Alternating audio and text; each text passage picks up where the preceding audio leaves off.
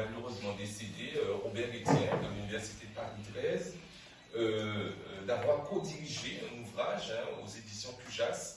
C'est un colloque que nous avions organisé à l'Assemblée nationale.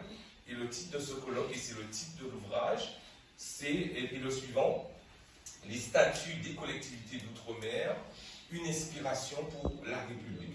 Donc tout ça pour dire que nos territoires sont très vivants, très dynamiques, et c'est vrai qu'on a tendance à cultiver l'autoflagellation, et je suis d'accord avec le sénateur Théva Autriche quand il met en avant le fait qu'on est toujours l'outre-mer de quelqu'un, et ça c'est une idée très forte, et de dire que nous apportons aussi une contribution essentielle à cette communauté nationale.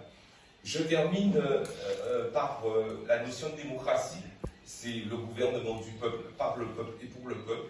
Et nous savons à la fois, je ne connais pas bien la situation de la Martinique et quels sont les desseins qu'ils nourrissent pour le futur, mais dans le cas de la Guyane qui a déjà pris une option avec la fusion du département et de la région, et dans le cas de la Guadeloupe où le débat est encore prégnant, nous savons très bien que l'une des conditions essentielles pour obtenir ce que nous cherchons, c'est-à-dire davantage d'autonomie pour nos territoires, non pas pour des raisons de caprice ou des raisons de satisfaction d'ego, mais pour envisager davantage de proximité, c'est d'être capable de séduire le plus grand nombre, de séduire la majorité, et parce qu'on sait que ce processus-là ne peut aboutir en vertu de la Constitution que sur la base d'un processus démocratique.